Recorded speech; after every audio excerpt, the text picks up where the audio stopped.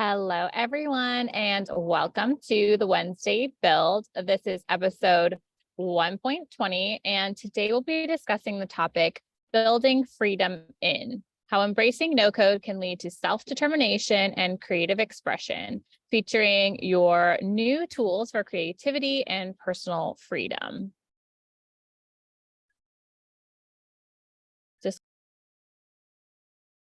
So my name is Brittany Hernandez, and you can call me the B emoji or B or peanut or brittle as you'd like.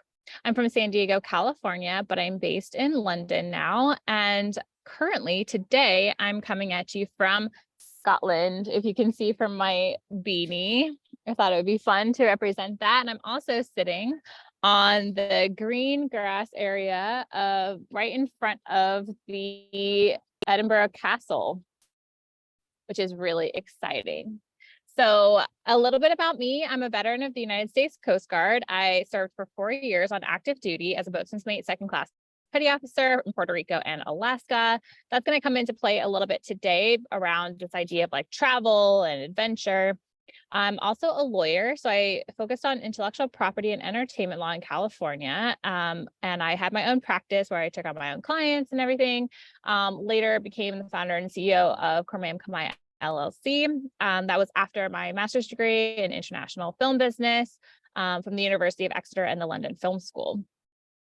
I served as the business development or partner engagement executive at Vala, which is actually a Scottish-based legal tech company. And the last time I was in Edinburgh, I was here staying at the CEO's house, I believe.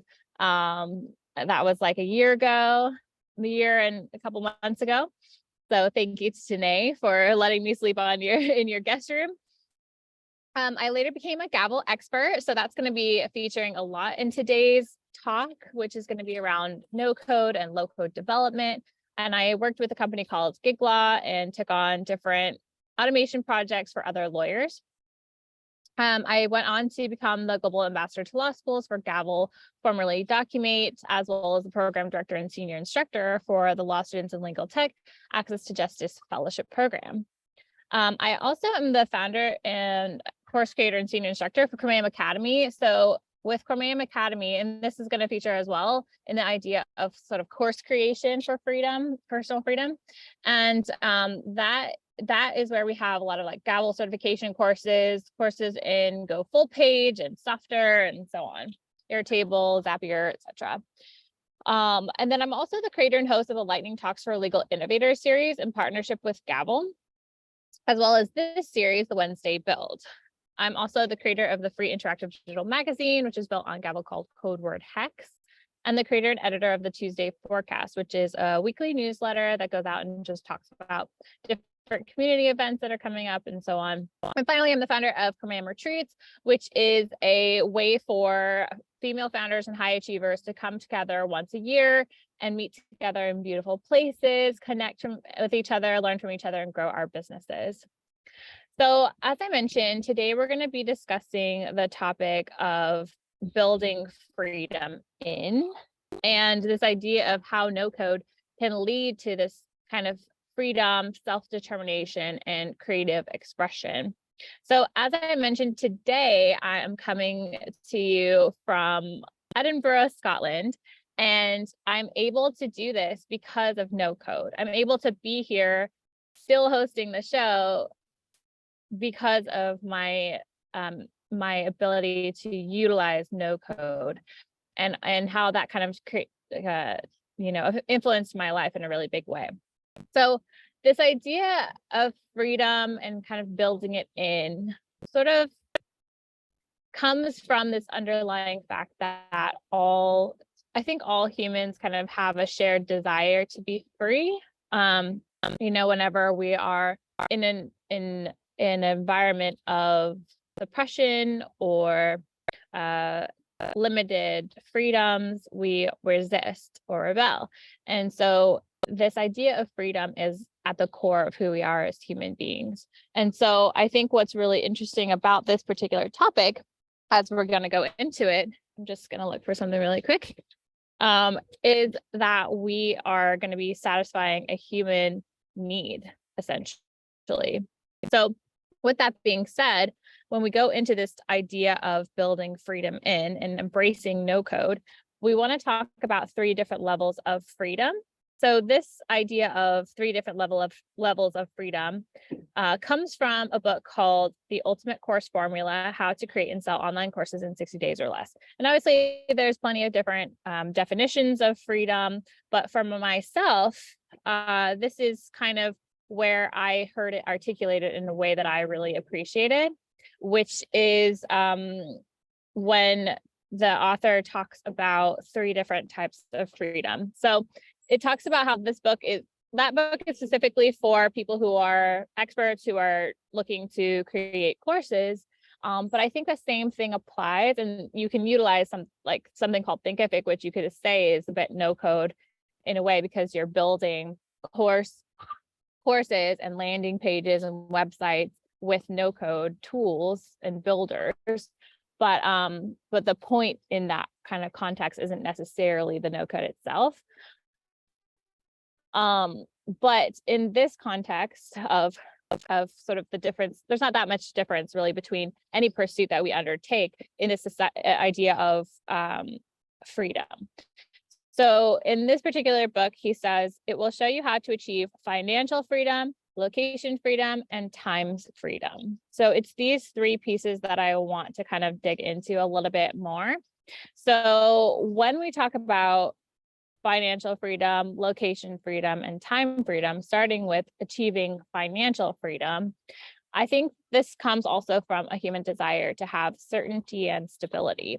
So when we talk about certainty and stability, that doesn't actually always have to be millions of dollars. So Tony Robbins, in his book, Money Master the Game, he talks about really breaking down the idea of what your expenses would actually be, even down to if you wanted a private jet, how much would that cost? If you wanted a mansion on the hills, how much would that cost? And when you actually break it down, it's actually not that much. In our minds, we think that would be like only something a multimillionaire could have. But when you break it down to, let's say, yearly income, it was actually quite a bit less than what people initially thought. So that idea of having some clarity around what you actually want and need also feeds a little bit into Ramit Sethi, who has a book, or it's like a series, a 6-week course, you could say, that is on, it's called I Will Teach You to Be Rich. He also has a Netflix series out right now as well, which is really good. And he kind of talks about this idea of spending extravagantly on the things that you really want and love, and then cutting spending ruthlessly on things that you don't need or want. And so just kind of paying attention to your finances in a way that makes it to where you're cutting ruthlessly on certain things and spending on the things that you really love. For me, the things that I really love to and would spend money on are things like traveling, maybe time out like at the movies, or maybe a cultural experience of some kind. So if that's maybe going to a museum, or having a sort of like a food experience, or having some type of clothing from a certain place that's meaningful in some way. I think those are the things that I would prefer to spend more money on, rather than like a car, like cars or anything like that. And that's not to say, for some people, especially my partner, for example, he loves his car and that's what he will spend money on, and he will sacrifice everything else for a really great car. So that's just to say it's very personal to each person what that looks like for them. But how to achieve financial freedom through no code is a really interesting topic. So when we talk about achieving financial freedom using this power of no code, part of that comes from the value of what the result is. So for example, the ability to scale practices such as legal practices, medical practices, or whatever else, where automation allows for scalability in a way that traditional approaches don't.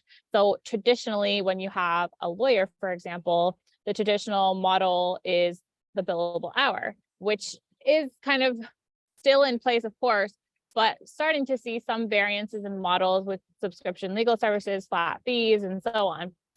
But with automation added in, or legal productization through, let's say, a Gavel product, for example, then what's happening is you're able to scale that practice in a way that allows for more income that's not tied to your time. So that's really the high benefit of embracing no code, in part, is the ability to scale.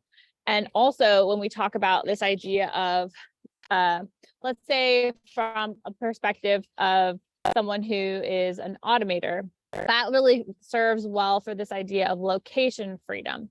So if we move now from freedom of finances to freedom of location, we can talk about the fact that I'm sitting in the grounds of the Edinburgh Castle talking to you from here. And that is so amazing to me. And that is such a huge gift and a blessing that I'm so grateful for. And for me, that is of the utmost importance. I think location freedom is probably the most important thing to me out of everything. I would be okay having not that much money if I could be like anywhere in the world that I wanted to be. So I would take a cut in pay, even if I don't have to. I'm just saying, like, I don't have to necessarily. I'm just saying that if I had to choose between having lots and lots of money and being able to live anywhere, let's say I had lots of money, but I had to work in an office every day, then I would prefer to take a lower amount of money and be able to fly anywhere, anytime I wanted to.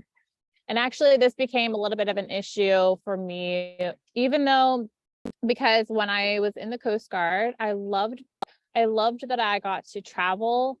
I loved that I got to be in different places, but they also controlled your movement in the sense that if you wanted to go outside of, I think it was 150 miles from your base station, or some kind of amount, I can't remember if it was 350 or 150, but there was some certain amount of miles you could go in any direction before you'd have to ask permission.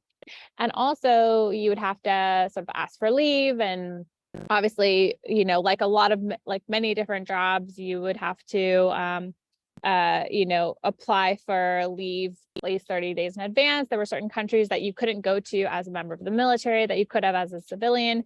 So with all of these different pieces, that really hit on that piece that really is important to me, which is location freedom. So obviously I went into the military knowing that I was only going to do 4 years and to earn the GI Bill and to be able to then pay for law school.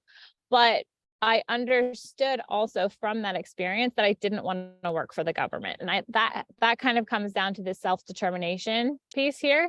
So for me, freedom is the ability to be the master of my own day and to be the person who can decide where I'm sitting at that moment. So for me, during my regular day, when I'm not traveling, when I'm at home, I'll do some work in the morning. I'll do some exercise. I'll do a little bit more work from home in the morning, and then I'll take a lunch break, and then I will go somewhere like a museum. Normally, I love to go to the Victoria and Albert Museum, and maybe Hyde Park if the weather's nice, and sort of any museum like the Natural History Museum. And I like to work from there because it makes me feel like I'm part of the world and that my whole life and my youth, you could say, is being spent sort of indoors without the sunshine and without fresh air and without other humans around me. So this is a really, really important point. So the thing that no code does for you in this sense, and you could say any type of career that allows you to disconnect from the need to be in an office. So something that's completely 100% virtual, that allows for a lot of location freedom that is really, really important to me personally. So I have heard people say about like things like the digital nomad and things like that. And I don't really think of myself that way, but I do see that you can live a life where you can be anywhere that you choose. And I think for me, the more important part of this is around self-determination, more, I guess, than location freedom, in the sense that you get to determine where you're sitting when you're working. And I read something today I'm trying to remember if this was in this book that I just got from I got two books from the airport. One is How to Live Like a Monk, I think, by Jay Shetty. Let me just double check on this title. So I just got this one, Think Like a Monk, by Jay Shetty, who I just only started reading the introduction, but it might be in here that I was just seeing in the somewhere. It might be this one, it might be something else, but it was talking. Oh yeah, I was looking at the contents, and in the contents, it says under part 2, Grow, chapter 6. It says location has energy, time has memory. So I like this because of this idea that location has energy, and this idea, well, time has memory is really beautiful as well, but the idea that that location has energy, I think, is really important, especially because he puts it in this context of routine as well. And so when you think about your routine, and I would tie this as well, I would say a good companion book would be Atomic Habits, which is one of my favorite books of all time, because he goes into this idea, of you're understanding your psychology and your biology as a human being, and how your brain works, neuroscience, because you're understanding that you're a bit like Pavlov's dogs, right? So the idea that they're trained when they hear the bell, that's the time for food. So they start salivating in advance of eating because they hear the bell and know it's time to eat, or even just around that time that it usually happens. Let's say if the bell always rings at a certain time of the day, then they know that that's going to happen at that particular time. So the same thing happens for humans, for us. So we can put and associate a certain location with a certain activity and a certain energy. So when I'm in Victoria and Albert Museum, I am relaxed and happy because I am outside in the world, but also that that is also a place where I do work, but I do work in a way that feels like I'm part of the human experience and not just in my room all day long. And so I feel more creative, I feel more energized when I move myself physically to a new location. So that's one way that we can also be free, location wise, and have a more self-determined life and experience through embracing things like no code as a means of making money, as a means of a job, as a means of letting go of more time spent in front of it's not to take away the experience of helping with other people with their problems, actually. It's just adding in pieces that allow you to have more time freedom, location freedom, and financial freedom. So let's go into a little bit more on this time freedom. So for example, I have my aunt and my cousin coming into London actually tomorrow, when I'm still going to be here in Edinburgh, but they're going to be fine, and I'll see them on Friday. And they're going to be staying at my apartment in London. So that meant I had to just clean everything, and I didn't have as much time to pack as I wanted to. And still, it was like a work day on a Tuesday yesterday to try to fit in time to answer emails, and at the same time pack, and at the same time get the flat ready for my aunt and my cousin to come. But because I don't have, and this is a really important piece for me actually, because I have my own business through my experience with no code, it makes it to where I control, and this goes back to self-determination, I control my schedule for the most part. And what that means is that I don't have, for teams, it might be a little bit harder, but for me, I used to have daily stand-up at a certain time every day, which was fine. And I can appreciate the importance of that. But for me personally, like this morning, I woke up at 2:00 in the morning to finish packing. I had to get on the bus to get towards Liverpool Street Station by 3:30 a.m. And then I had to be like at Liverpool by 4:40 for the Stansted Express, and then had to be at the airport in time for a 7:25 a.m. flight. in order to be here, at a certain time. So if I had sort of a call every day that I couldn't move or whatever else, then that would limit your freedom. So your time freedom and the ability to kind of change what you're doing each day. And so with that actual point, what I wanted to mention too is that I'm hyper aware as a person who controls my own schedule that the more things I add into my schedule further limits my freedom. So I'm actually very careful about adding on recurring things such as the Tuesday forecast, code word text, and the Wednesday build. Those are 3 pieces that I want to keep rolling, but it does make it to where I'm doing something and then I have to stop and do this every Wednesday. Same thing with, for example, it was hard for me to add on more things, but one thing that I found that I think is really useful is to have live aspects of the course for the certification course. So when I was making the decision to add one on, I was just saying, well, I'm going to have it be that it starts every 6 weeks and goes only for 4 weeks so that I can have a 2-week break. So it's not that every Thursday forever, I can never do anything that I want to do at that time of the day. Like I could never on a Thursday see someone at 6 p.m., for example.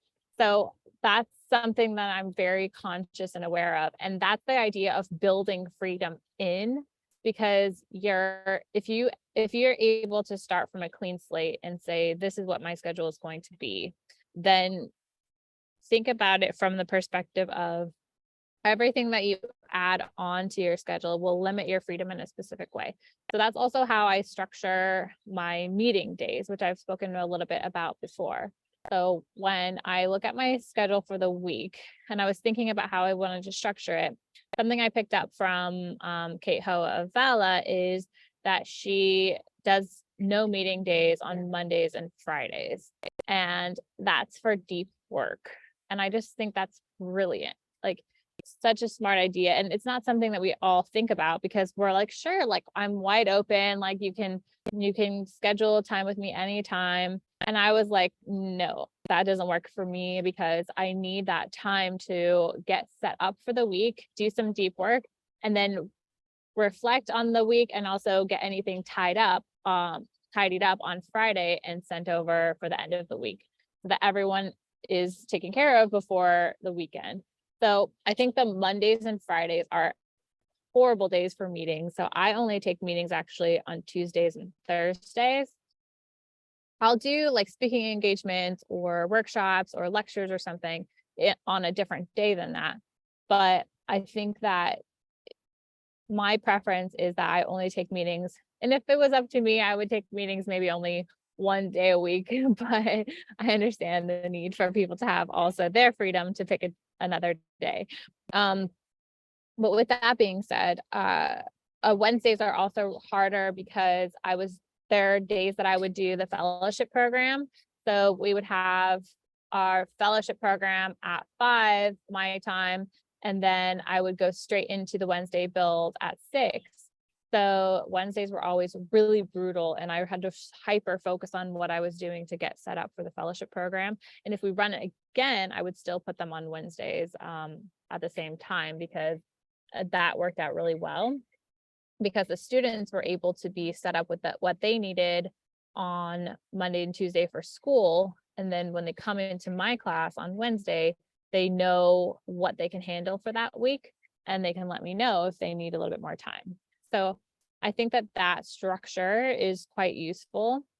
And one of the other things I noticed and found when I was working at Vala was I started after about a month or maybe a month or so, I started to institute something called a golden hour, which is where I wake up at 5:30 in the morning, and then I do some like meditation and get ready, and then I do an hour of work from 6 to 7, and then I'll stop, and from 7 to 8 I'll do exercise and meditation again, and then from 8 to 10 I'm like eating breakfast, taking a shower, getting dressed, putting on my makeup, like resetting, getting everything ready for the day. And then my first meeting will start, if there is one, let's say on a Tuesday or Thursday. I don't have it start till 10:30. And then I'm open for meetings from 10:30 till 7, with a break for lunch in the middle. And then afterwards from 7 to 9:30, I'm not available because that's the time I reserve for my partner. And then 9:30 till 10, I'll just double check all the messages because now people are awake in the US and sort of needs answers to a few things before the next day. Because I would be offline for 8 hours. So just making sure that they're good to go. And then I go to sleep around 9:45, 10 or so. So that's the cycle that I found that works, but I generally do that Mondays, Tuesdays, and Wednesdays, and then I'll sleep in on Thursdays and Fridays because Mondays through Wednesdays are pretty brutal sometimes just because they've got a lot going on.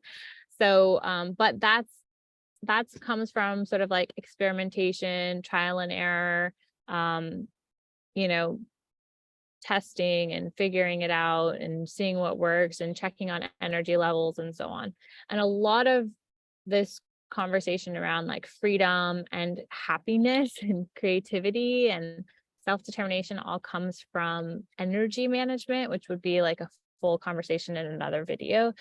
But in this particular context of freedom and building that in, keep in mind this idea of these 3 areas: financial, location, and time, and how you can maximize these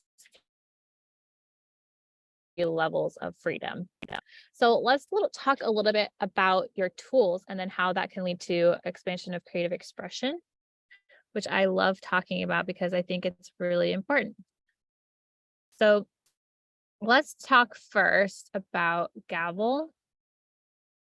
So Gabble is the company that I represent as the global ambassador to law schools. So what I get to do in my role is I get to talk to law students who are interested in legal technology, teach them about how to use this tool, talk about how people are using it in real practice and what they can expect and how to use it and so on. So I just thought it would be useful to start by showing you what some companies are using this for. So firstly, actually, I'm going to show you Hello Divorce, which is my favorite example of how Gabble is being used in a really different way by lawyers as more of a lawyer startup where they actually have venture funding and capital and investment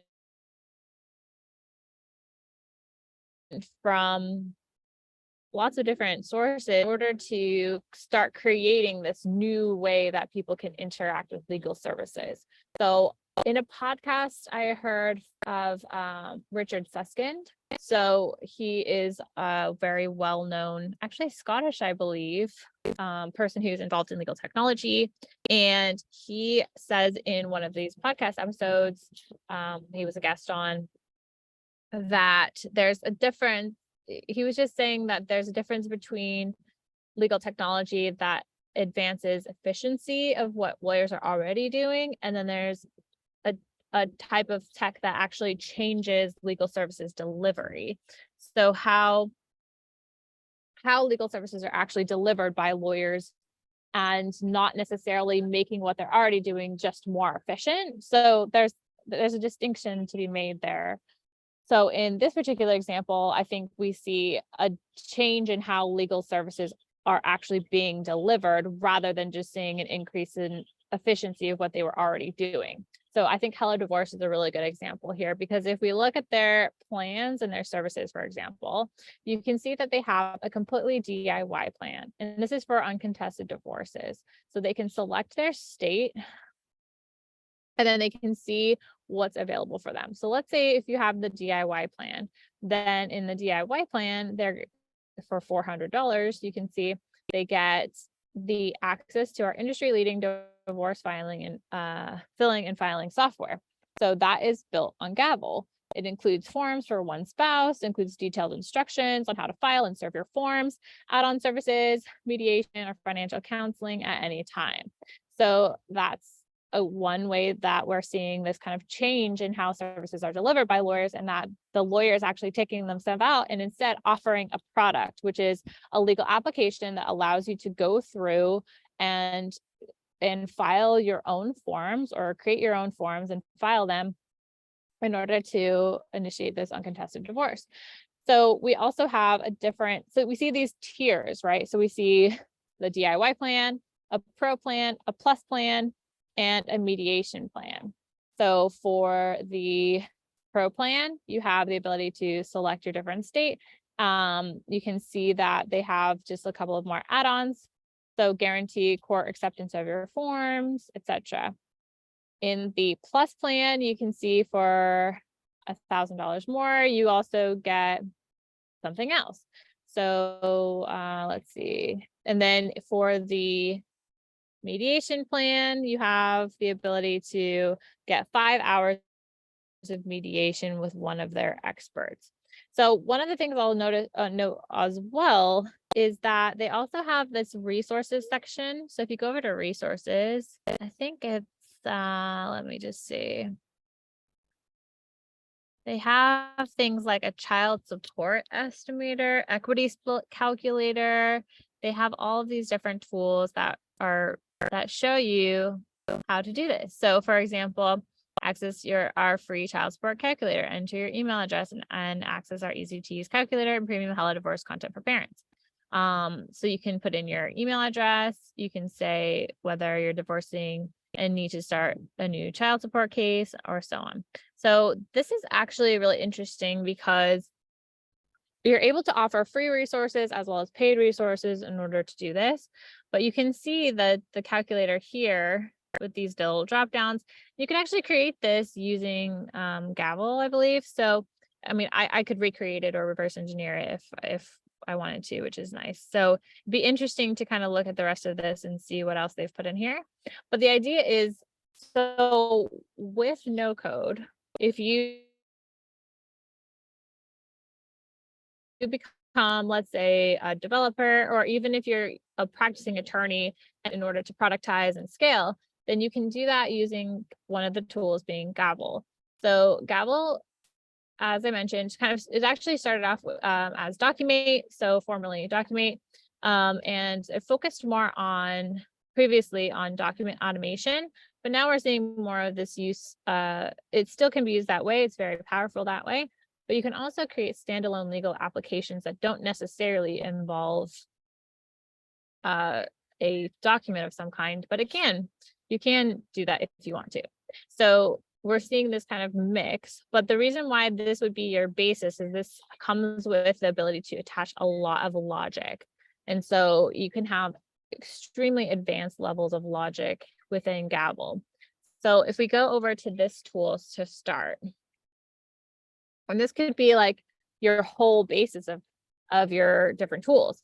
So for example, in this particular tool, you're able to create, I'm just going to show you this all question types examples. So if we go first into the editor, you'd be able to see that we're able to have these different tabs and options. We have questions, output documents, and settings. So you're able to customize so much of this. So the first thing that you can do is see all these different question types. So the way you can add a question is you just come down here and you just quickly say what type of question you want. And this is what it's going to look like on the other side. I'll show you quickly what that looks like. So let's say you put a text question. So the text question looks like this. So it allows somebody to input something here.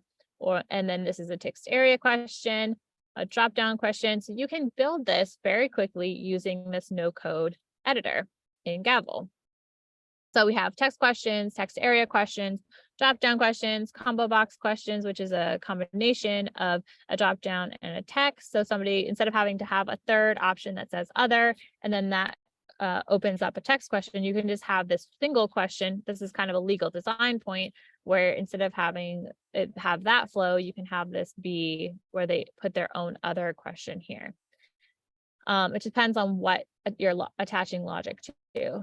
So then we also have the single select where we have different choices, multi-select, yes, no, a number question, a number with decimal question, a date question here, for example.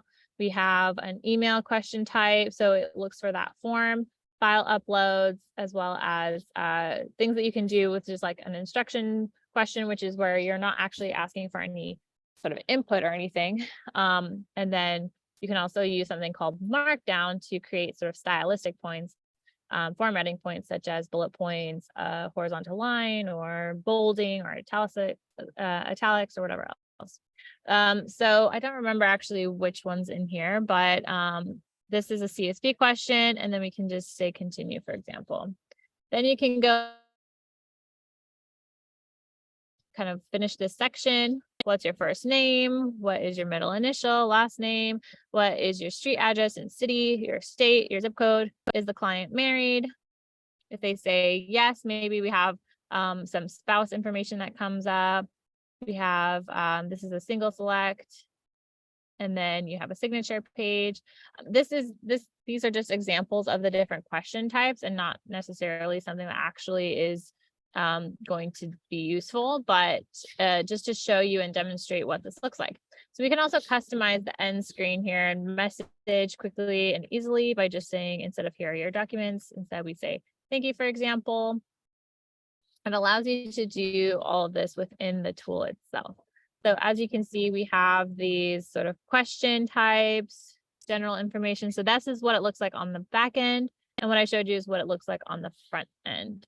If we go over to output documents here, for example, as well, this is where you would upload a file that you have that you want output at the end. So let's say in the case of an uncontested divorce, which I'm not an expert in that field. So let's say there would just need to be some type of maybe petition of some kind that would need to initiate the process to ask for a divorce from the court, and then, you know, whatever else the other case may be, but you can automate that process using this tool. So you would upload whatever file, let's say the petition of some kind, and then you can control which documents are shown at the end, whether they're emailed to someone, whether they're shown to the person who's taking this interview, and so on.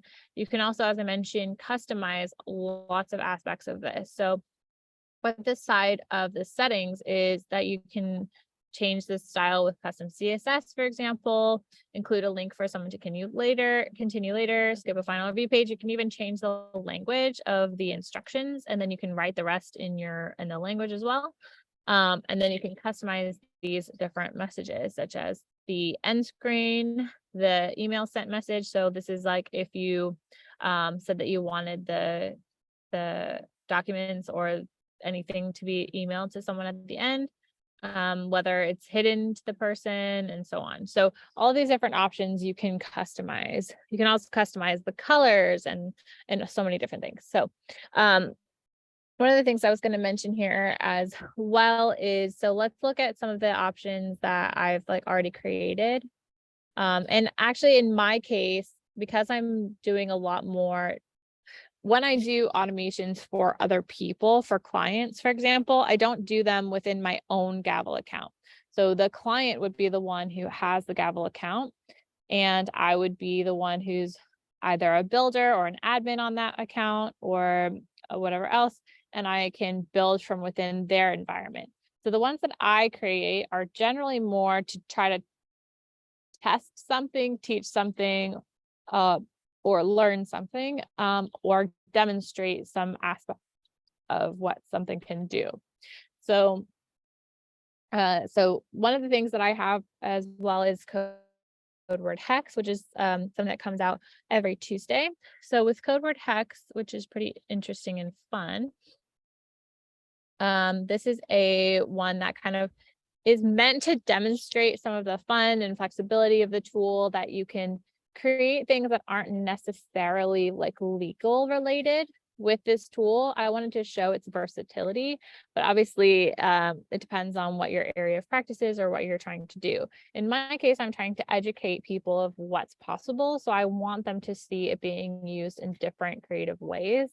So I have it to where in order to access this workflow, you need to put in a code. So let's say in this example, if I put it like this, then I'm going to get actually kicked out because I haven't used the proper capitalization. So that leads to a kickout page.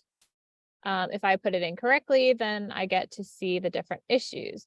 So then they have a multi-select option here where they can choose different options. I have it to where the video plays automatically. And then we kind of can see that I can make links and I can change the colors and all this different fun stuff. So this is code word hex. And so for me, when we talk about creative expression and freedom, you can see that mine has lots of like colors and emojis and all sorts of different stuff. And the reason for this is a playground, and they even call the dashboard, you can call this your playground. So if you see in this place here, it says playground, because this is a playground for you to explore and express yourself and your thoughts and your ideas of how you might be able to solve the problems of other people. So Gabble is super powerful. I have already kind of done a more deep dive overview of this platform, including like the different user types, all the different kind of functionalities and buttons. So I'll kind of leave you to go back and refer to that one. But it is a powerful tool that allows you to create legal applications, such as you can see here with Hello Divorce, for example, and also in the Gabble marketplace. So these are the ones that are created by Gabble users, such as Instant Family Trust or Painworth or Profaci Law, or even from the California State Bar. Some from Gabble, H&J Tech, DOS Docs, and all of these different people who are creating using this particular tool. So as you can see as well, we have things like advanced will and trust for a couple, an advanced will and trust for an individual. You can also filter these by jurisdiction and type of law and so on. So let's say, for example, you want something from the United Kingdom, then we can see that there's no results found. Maybe there's something from, let's say the UK. Let's check that one out. So we have a head of terms for property development and joint venture by LCN Legal. And this one's free. So we could take a look at this one really quick. So we have the heads of terms for property development, joint venture app. So this is better than a template and created by a lawyer. So I actually know the person who created this. So this is a legal application that's a head of terms. And this is critical in this particular context in establishing a property development joint venture. So it walks them through exactly how to do that. So using these series of questions, as well as I'm sure logic, and allows the client to quickly kind of go through and create what they need. So has it already been incorporated? Yes or no? What's the name? What's the place of incorporation? I'm currently here, so fun. You can see that there's some that are required or not required. Anyway, so you're following through and kind of walking through something where the person can create a tool like this that makes it to where other people are able to solve their problems from something that you created and learned from yourself. So that is something that you can, when you think about your ideas, if you encounter something yourself that you think could be solved using technology, then you can do it like this. So I'm going to go next into another tool that I really like called Softer. So Softer is going to be, you can build applications, websites, all sorts of stuff with Softer. It can be used on its own. It can be used in conjunction with a data source such as Airtable or Google Sheets. You can link things externally. You can use modals. You can create client portals. You can create all sorts of stuff with this tool. So something that I created with the students in the fellowship program for Gabble's Law Students in Legal Tech Access to Justice Fellowship is a Softer personal website that has also in it a legal app marketplace with Gabble apps that we created. So this is kind of what we built, and you can see it's made with Softer. And what I really love about this is this was me just kind of experimenting and exploring and trying different things, and then kind of passing that on to kind of engage as much of this tool as possible as well as show how it can be used to link together Gavel.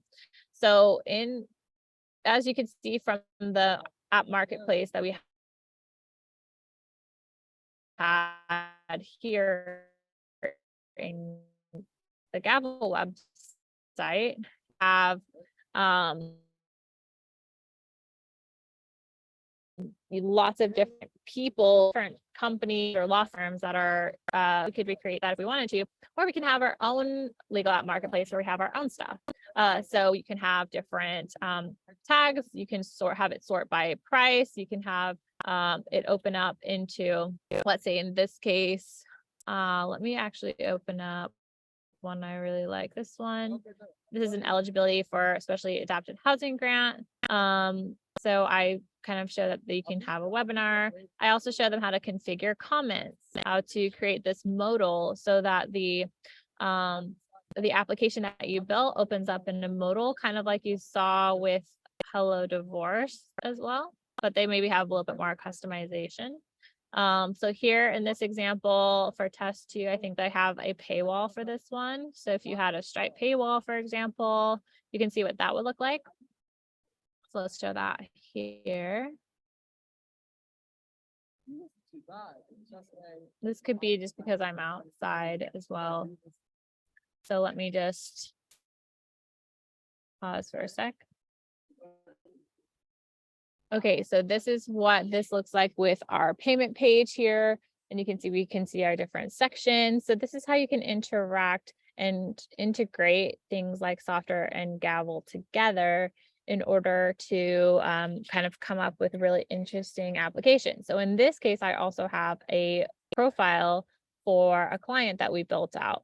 So somebody can sign out or sign in. We have different headers here, for example, if somebody wants to sign up or somebody wants to sign in, they can do either one here. So if I go back to sign in, so I've built out these pages using Softr. So let's go ahead and sign in this case, and we can see what I've built here.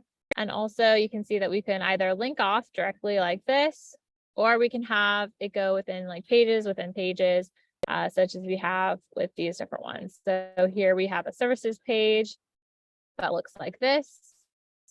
We had this link off to a Thinkific website where we had sort of a course as well as a webinar like this. And then I showed this fellows how to do like pre-orders and set prices and have these kind of different drop downs and so on. So in this particular case as well, one of the most important things was the legal app marketplace that I showed you. So having the ability to have people kind of search through the names. So this is for eligibility. Maybe they can just go by like veterans, for example, and they can choose more than one, let's say veterans and resume, then it's going to filter those down for you.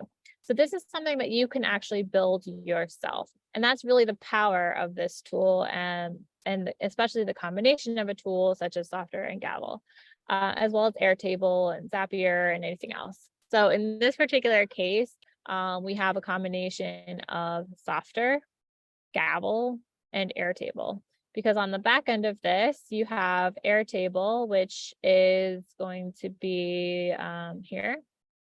So on the back side of this, we have this one here. So this is just a demonstration.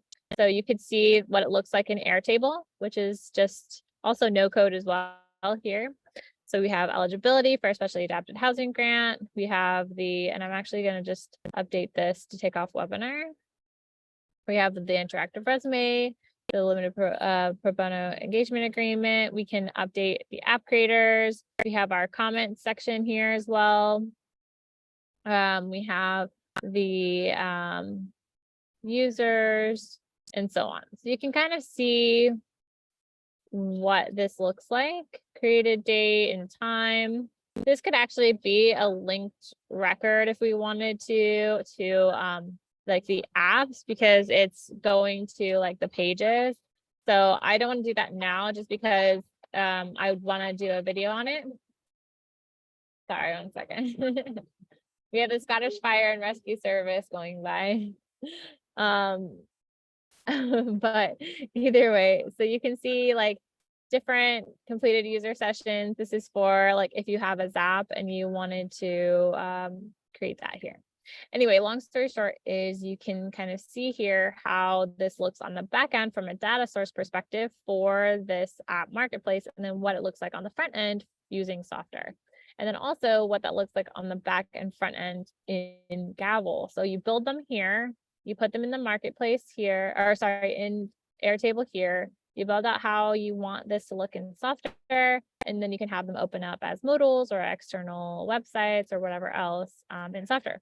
You can also just have it be a standalone, you don't have to use Softer. You can just have it be Gavel if you want to. But I think also it just depends on what the rest of your offering look like. If you want to link things together, if you want to have other information available, if you want to have it be a part of a client portal, if you want it to be sort of a membership site where certain things are available and so on. So that's the point though, is this idea around creativity and personal freedom and freedom of expression and creative expression is this idea that you get to not only work from wherever you want to, have a little bit more financial freedom through scalability and scalable tools, and as well as time freedom to wake up at 2 a.m, fly to Edinburgh,